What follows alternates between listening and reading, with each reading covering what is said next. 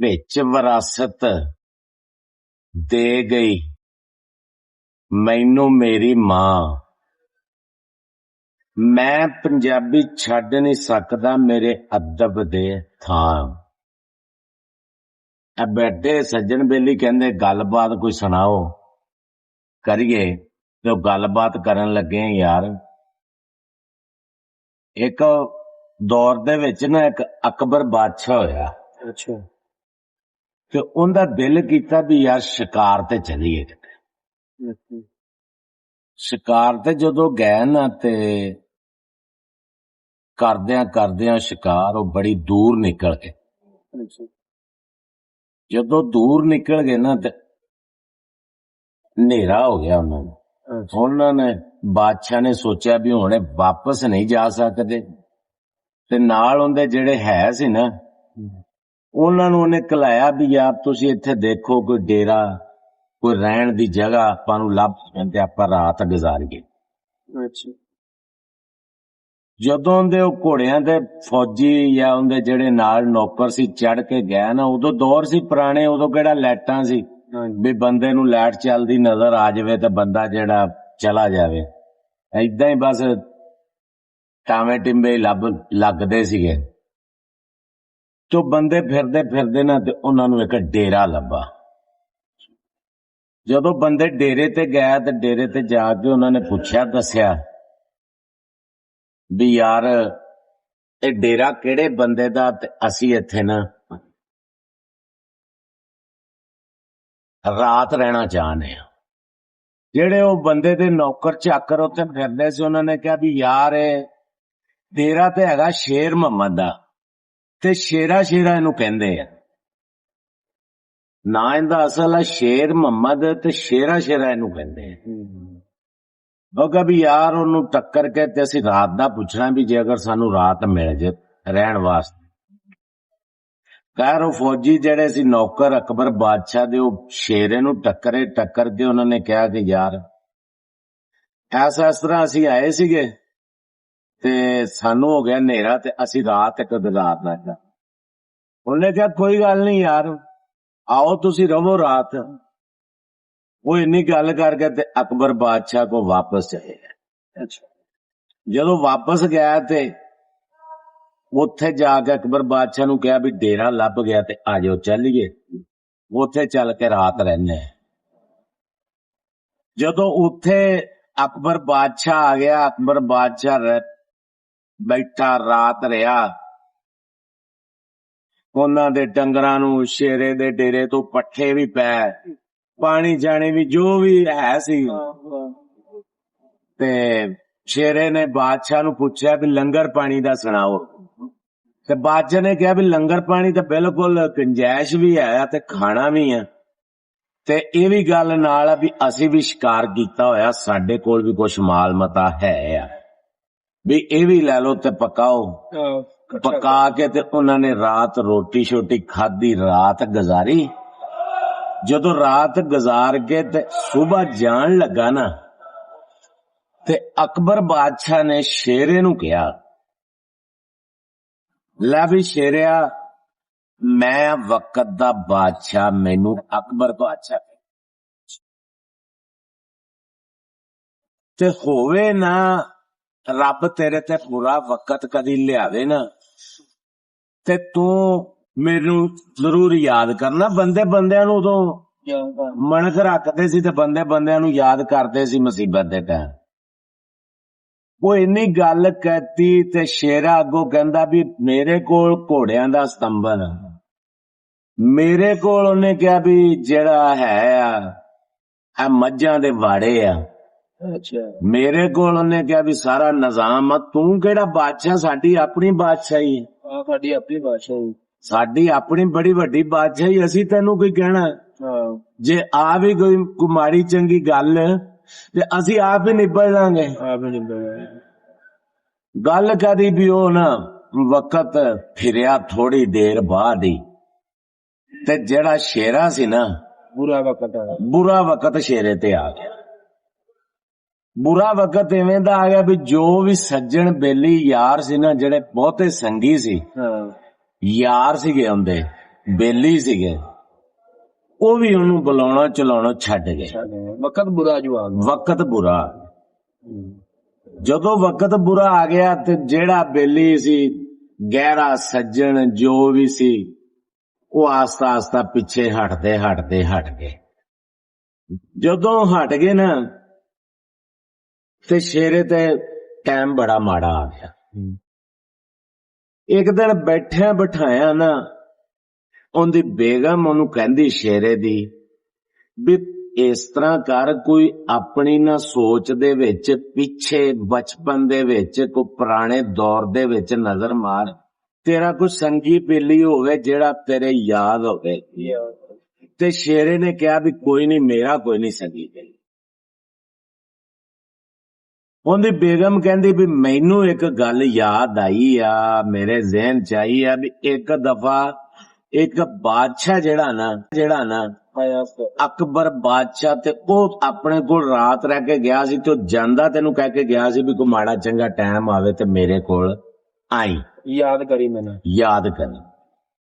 ਉਹਨੇ ਕਿਹਾ ਗੱਲ ਤੇਰੀ ਠੀਕ।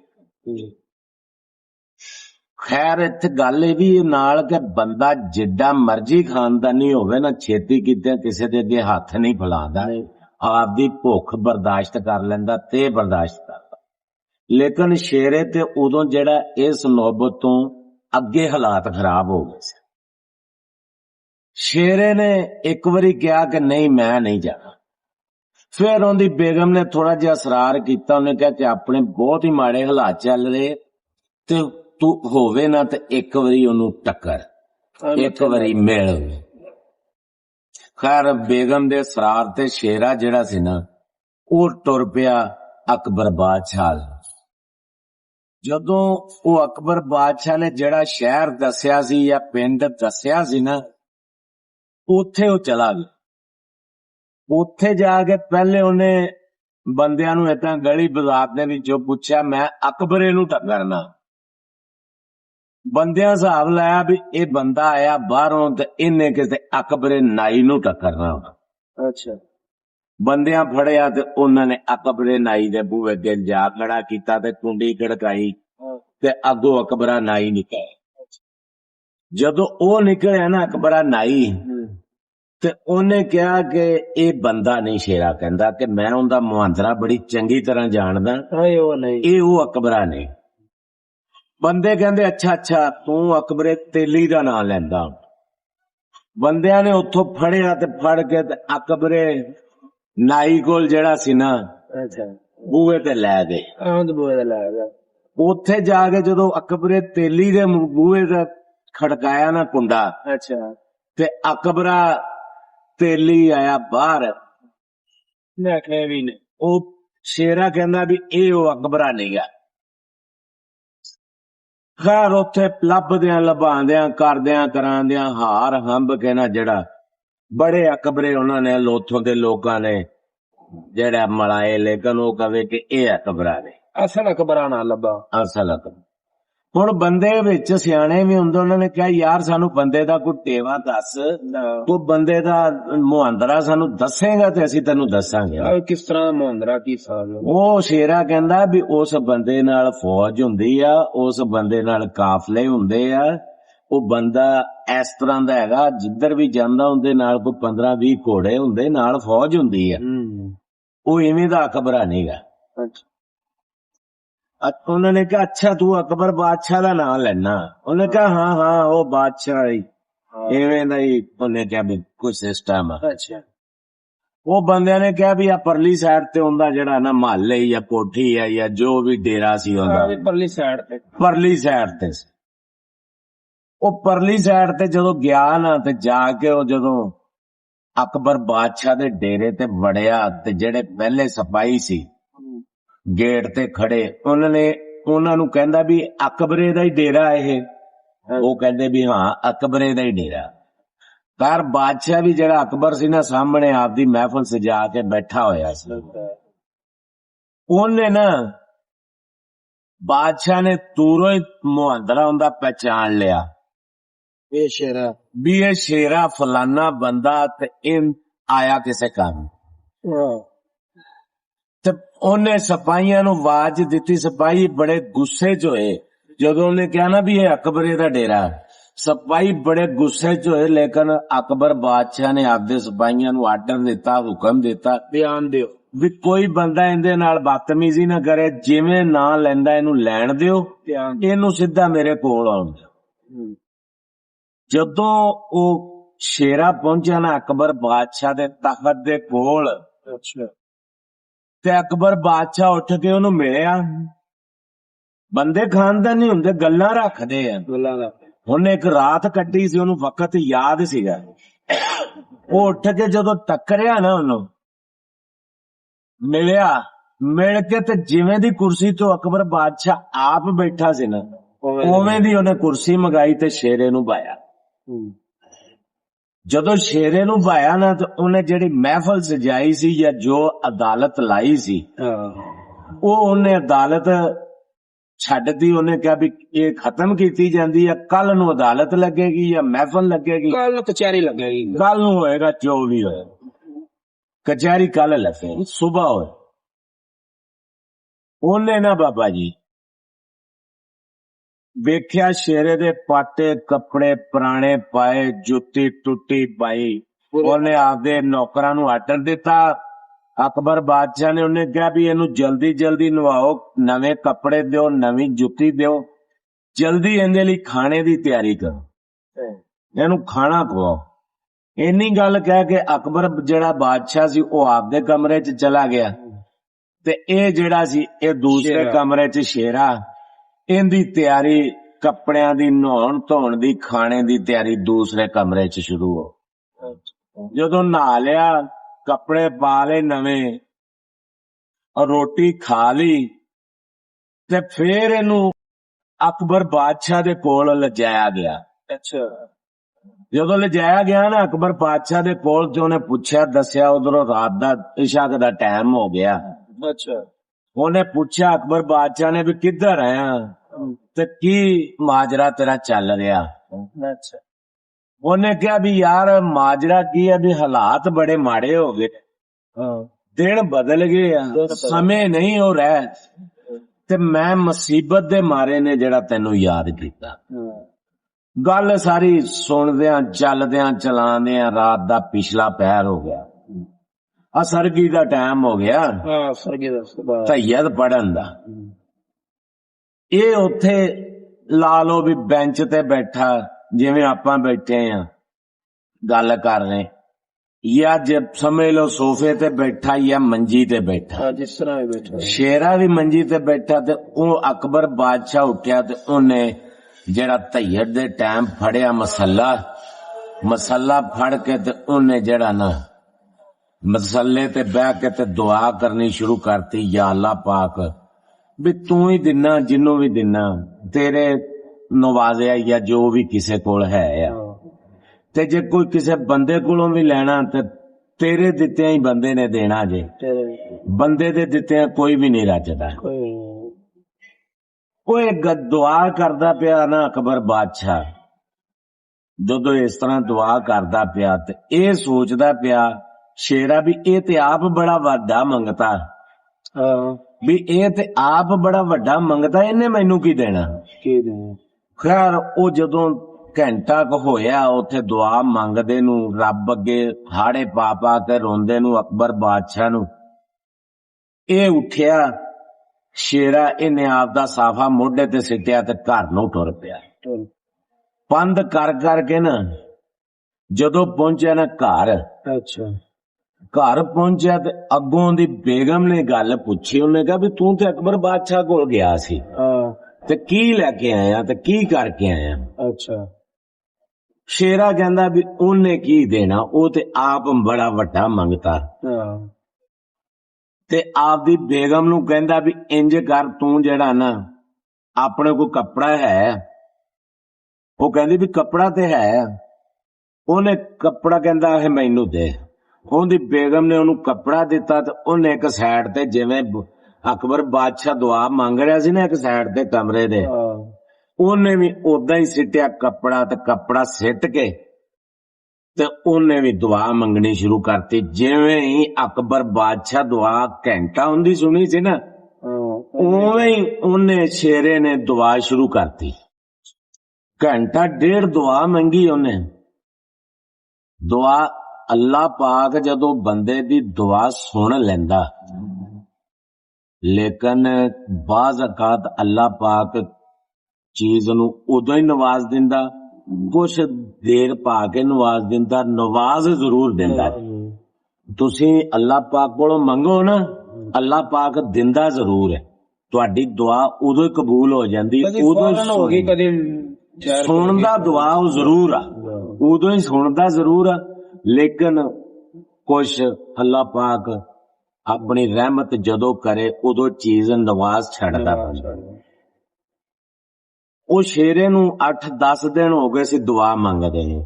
8-10 ਦਿਨਾਂ ਤੋਂ ਬਾਅਦ ਨਾ ਜਿਹੜੇ ਸੱਜਣ ਬੇਲੀ ਇਹਨੂੰ ਛੱਡ ਗਏ ਸੀ ਨਾ ਸਲਾਮ ਲੈਣਾ ਵੀ, ਉਹ ਆਸਤਾ ਆਸਤਾ ਵਾਪਸੀ ਆਉਣ ਲੱਗ ਪਏ।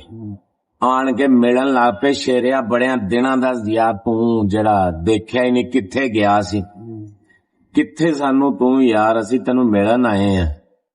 ਉਹ ਕਰਦਿਆਂ ਕਰਾਂਦਿਆਂ ਗੱਲ ਇਸ ਤਰ੍ਹਾਂ ਕਿ ਜਿਵੇਂ ਹੀ ਹੁਣ ਆਪਾਂ ਬੈਠੇ ਆ ਇੱਥੇ ਇਕੱਠੇ ਰਹਿੰਦੇ ਆ, ਵੀ ਕਿਸੇ ਬੰਦਾ ਕੋਈ ਮਾੜਾ ਚੰਗਾ ਹੁੰਦਾ, ਕੋਈ 2000 ਦਿੰਦਾ, ਕੋਈ 4000, ਕੋਈ 10000, ਇਵੇਂ ਹੀ ਜਿਹੜੇ ਉਹਦੇ ਸੱਜਣ ਬੇਲੀ ਯਾਰ ਸੀ ਨਾ, ਕਿਸੇ ਨੇ ਮੱਝ ਫੜੀ, ਕਿਸੇ ਨੇ ਗਾਂ ਫੜੀ, ਸ਼ੇਰੇ ਦੇ ਕਿੱਲੇ ਤੇ ਲਿਆਣ ਕੇ ਬੰਨ੍ਹਤੀ। ਉਦੋਂ ਛੱਟਾਂ ਹੁੰਦੀਆਂ ਸੀ ਘਮਿਆਰਾਂ ਕੋਲ ਨਾ, ਕਿਸੇ ਨੇ ਛੱਟ ਦਾਣਿਆਂ ਦੀ ਭਰੀ ਉਹ ਸ਼ੇਰੇ ਦੇ ਘਰ ਲਿਆਣ ਕੇ ਰੱਖਤੀ, ਕਿਸੇ ਨੇ ਘਿਓ ਲਿਆ ਦੇਸੀ ਉਹ ਸ਼ੇਰੇ ਦੇ ਘਰ। ਯਾਨੀ ਕਿ ਅੱਲਾਹ ਪਾਕ ਨੇ 8-10 ਦਿਨਾਂ ਤੋਂ ਬਾਅਦ ਦੁਆ ਸੁਣ ਲਈ ਸ਼ੇਰੇ ਦੇ। ਵਾਪਸੀ ਦਿਨ ਹਾਲਾਤ ਮੁੜ ਪਏ।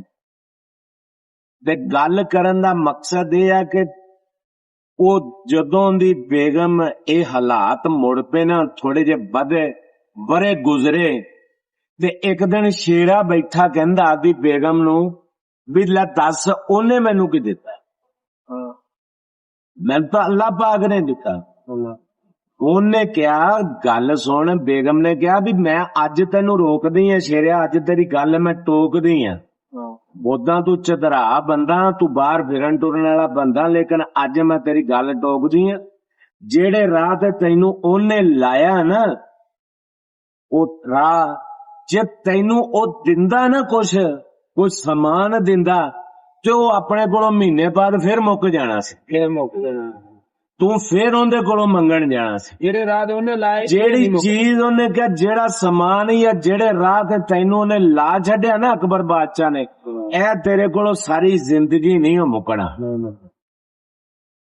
ਗੱਲ ਕਰਨ ਦਾ ਮਕਸਦ ਇਹ ਆ, ਗੱਲ ਦਾ ਖੁਲਾਸਾ ਇਹ ਆ ਕਿ ਕਿਸੇ ਬੰਦੇ ਨੂੰ ਨੇਕ ਰਾਹ ਤੇ ਲਾਉਣ ਦਾ ਨਾ, ਅੱਜ ਦੇ ਦੌਰ ਚ ਤੁਸੀਂ ਦੇਖ ਲਵੋ, ਹਿਸਾਬ ਲਾ ਲਓ ਕਿ ਤੁਸੀਂ ਬੰਦੇ ਕੋਲੋਂ ਕੋਈ ਚੀਜ਼ ਮੰਗਦੇ ਆ ਨਾ, 2 ਵਾਰੀ ਮੰਗੋਗੇ, 4 ਵਾਰੀ ਮੰਗੋਗੇ, 5 ਵਾਰੀ ਮੰਗੋਗੇ, ਆਖਰ ਬੰਦਾ ਰੁੱਸ ਜਾਏਗਾ। ਤੇ ਜਦੋਂ ਅੱਲਾਹ ਤਾਲਾ ਕੋਲੋਂ ਮੰਗੋ ਨਾ, ਅੱਲਾਹ ਤਾਲਾ ਦਿੰਦਾ ਹੈ, ਦਿੰਦਾ।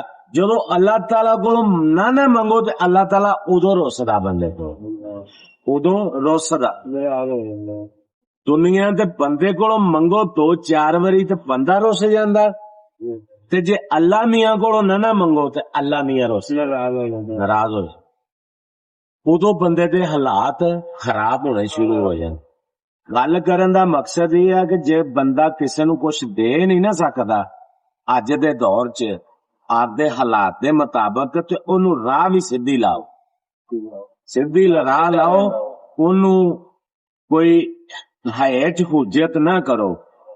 ਕੱਲ ਨੂੰ ਜਿਹੜਾ ਕਿ ਤੁਹਾਨੂੰ ਉਹਨੂੰ ਸਿੱਧਾ ਰਾਹ ਦਿਖਾਓ, ਉਹਨੂੰ ਜਿਹੜਾ ਨਾ ਕੱਲ ਨੂੰ ਕੋਈ ਪਰੇਸ਼ਾਨੀ ਦਾ ਸਾਹਮਣਾ ਨਾ ਕਰਨਾ ਪਵੇ। ਹੁਣ ਅਕਸਰ ਹੀ ਮੈਂ ਦੇਖਦਾ, ਤੁਹਾਡਾ ਵੀ ਇਹ ਤਜਰਬਾ, ਜਿਹੜੇ ਵੀਡੀਓ ਸੁਣਨ ਦੇ ਜਾਂ ਸੁਣਨ ਵਾਲੇ ਨੇ ਬੰਦੇ, ਸਾਡੇ ਭਰਾ ਨੇ ਪੰਜਾਬੀ, ਉਹਨਾਂ ਦਾ ਵੀ ਅਕਸਰ ਹੀ ਇੱਕ ਬੰਦਿਆਂ ਦਾ ਇਹ ਹੁੰਦਾ ਕਿ ਕੋਈ ਬੰਦਾ ਰਾਹ ਆਣ ਕੇ ਪੁੱਛਦਾ ਨਾ ਕਿ ਯਾਰ ਮੈਂ ਫਲਾਣੇ ਬਾਜ਼ਾਰ ਜਾਣਾ, ਜਾਂ ਕਿਸੇ ਪਿੰਡ ਚ ਆਂਦਾ ਫਲਾਣੇ ਚੌਰੀ ਦੇ ਡੇਰੇ ਤੇ ਜਾਣਾ, ਜੋ ਇੰਜ ਕਰ ਦਿੰਦੇ ਆ ਯਾਰ ਇੱਧਰ ਨੂੰ ਮੋਟਰਸਾਈਕਲ ਚਲਾ ਤੇ ਅੱਗੇ ਉਹ ਚੌਰੀ ਦਾ ਡੇਰਾ।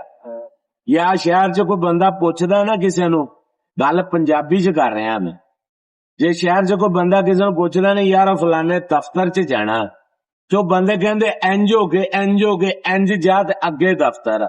ਉਹ ਵਿਚਾਰਾ ਭਾਵੇਂ 1.5 ਘੰਟਾ ਮੋਟਰਸਾਈਕਲ ਇੰਜ ਹੀ ਭਜਾਈ ਰੱਖੇ, ਉਹ ਵਿਚਾਰੇ ਨੂੰ ਜਿਹੜਾ ਨਾ ਦਫ਼ਤਰ ਨਹੀਂ ਲੱਭਦਾ। ਕਰੇ ਲਾ ਤੇ ਗੱਲ ਕਰਨ ਦਾ ਜਿਹੜਾ ਨਾ ਇਹ ਨਿਚੋੜ ਹੈ ਕਿ ਹਮੇਸ਼ਾ ਰਾਹ ਜਿਹਨੂੰ ਵੀ ਦੱਸੋ ਸਿੱਧੀ ਦੱਸੋ, ਪੁੱਠੀ ਇੰਜ ਕਰਕੇ ਮੋਟਰਸਾਈਕਲ ਲਿਜਾਣ ਦਾ ਨਾ ਦੱਸੋ। ਹੱਸਦੇ ਰਹੋ ਤੇ ਵਸਦੇ ਰਹੋ। ਸਾਡੇ ਪੰਜਾਬੀ ਚੈਨਲ ਤੇ ਸਤ ਬਿਸਮਿਲ੍ਲਾ ਤੇ ਜੀ ਆਇਆਂ।